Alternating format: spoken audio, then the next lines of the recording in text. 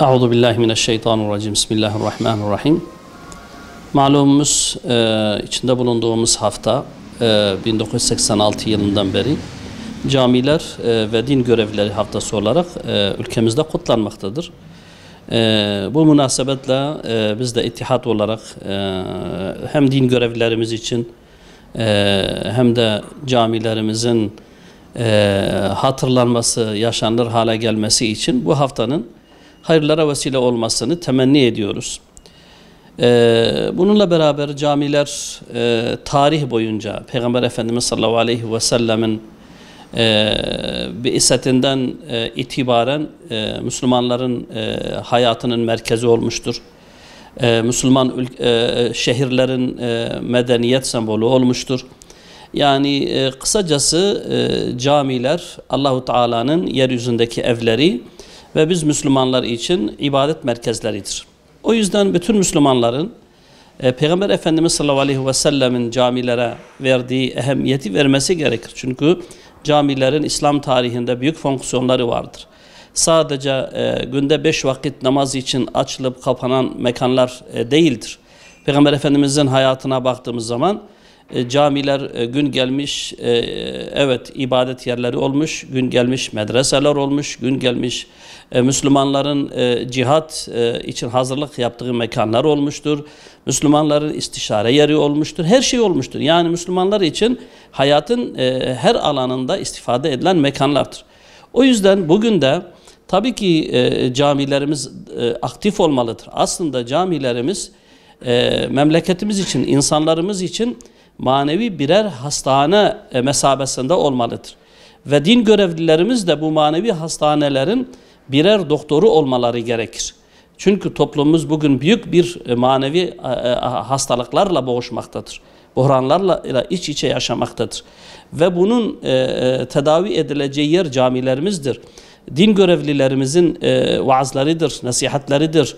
Onların dizinin dibinde gençlerimizin, çocuklarımızın oturmasıdır, nasihat dinlemesidir. Tabii ki bunu da din görevlilerimiz de camileri aktif hale getirmelidir.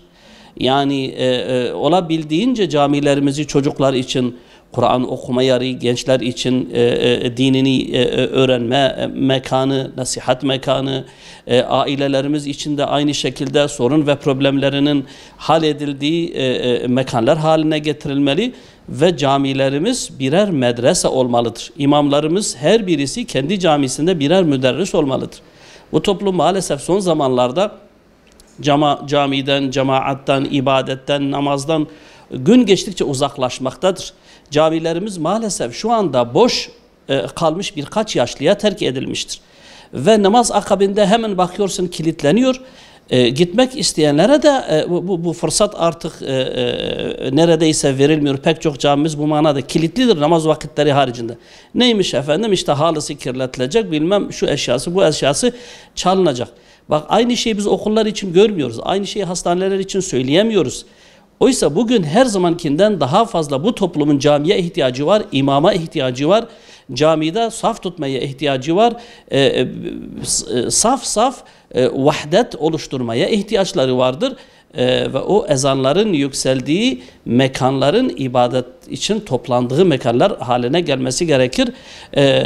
Bu vesileyle hem toplum olarak bizler camilerimize önem vermeli. Yani senenin bir haftası camiler haftası, din görevliler haftası olarak aslında algı etmek bence çok yerinde bir şey değil.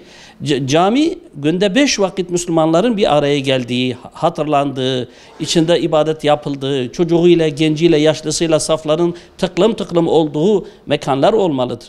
İmamlarımız aynı şekilde toplumu camiye taşımak için gerekirse kapı kapı dolaşmalı. Bu işin ehemmiyetini bu millete anlatmalı. Çocukları camiye getirtmek için vakit belirtmeksizin okumak isteyen, öğrenmek isteyen herkese caminin kapısının da ardına kadar açılması gerekir. İmam arkadaşlarımız, din görevlileri arkadaşlarımız bu hususta kendilerini rahatsız etmeli. Peygamber Efendimiz sallallahu aleyhi ve sellemin varisidirler madem. Madem o camideki kürsü Resulullah'ın kürsüsü, o camideki minber Resulullah'ın minberi, o camideki mihrab Resulullah'ın mihrabı ve o da Resulullah sallallahu aleyhi ve sellemin varisidir. O zaman Resulullah'ın sünnetini ihya etmesi gerekir din görevlisi arkadaşlarımız. Yani bu ehemmiyetle Peygamber Efendimiz bu hususta verdiği ehemmiyeti, toplum üzerindeki bu manada Resulullah'ın hassasiyeti, toplumun ıslahı için gösterdiği hassasiyeti şüphesiz ki din görevlisi arkadaşlarımız da göstermesi lazım. Aksi takdirde bak toplumumuzu kaybediyoruz. Bugün gençliğimiz camilerde değil, çocuklarımız camilerde değil, sokaklardadır. Madde bağımlılığı, hırsızlık, çetecilik, her türlü ahlaksızlıklarla maalesef gençliğimizi her geçen gün kaybediyoruz. Ailelerimiz bu hususta çok muzdarip. Çocuklarına sahip çıkamıyorlar. Bu manada iş hepimize düşüyor tabii ki.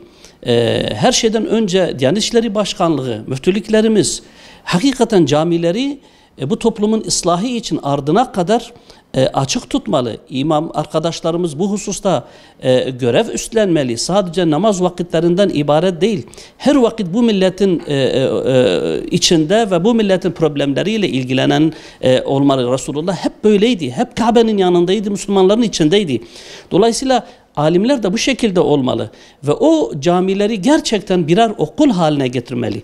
Çocukların dinini, edebini, terbiyesini öğreneceği, o ilk temelin atılacağı mekanlar haline gelmelidir. Tabii bu sadece imam arkadaşlarla mümkün değil.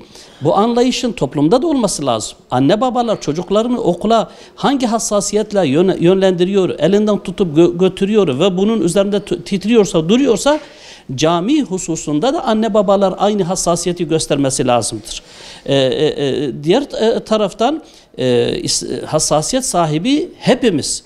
İslami STK'lardan tutun, medreselere kadar, alimlere kadar herkes bu toplumun ıslahı için çaba içerisinde olmalı ve bunun ilk adımı, ilk merkezi şüphesiz ki cami olmalıdır. ıslah camide başlamalıdır. Neslimizi, çocuklarımızı, gençlerimizi bir an önce camilere taşıyabilmemiz lazım. Bu işin kolaylaştırılması lazım. Ben, sen yapacağım, sen yapmayacaksın, ben yapacağım gibi bir kısır döngü içerisinde olmak büyük bir yanlıştır. Hepimiz hassasiyet sahibi, hep beraber resmi, gayri resmi olan bu hassasiyeti taşıyan her Müslüman el ele verecek, birbirlerine yardımcı olacak ve bir an önce bu toplumu camilere taşımak için bir gayret içerisinde olmamız lazım. Birbirleriyle yardımlaşmamız lazım. Müftülükler, müderrisler, İslami STK'lar bir araya gelip bu toplumu bu halden camiye taşıyabilmek için, ıslah etmek için ne yapmamız lazım? Kime hangi görev düşüyor? Birbirleriyle istişare etmesi lazım. Yardımlaşması lazım. Birbirlerinin tecrübelerinden, imkanlarından istifade etmesi lazım. İşi sadece resmi boyuta bırakmak doğru değildir. O yüzden hep beraber bu münasebetle hep beraber bu işe sahip çıkmamız gerekir. Din görevlilerimize de sahip çıkalım. Camilerimize de biz de sahip çıkalım. Temizliğinden ihtiyaçlarına kadar.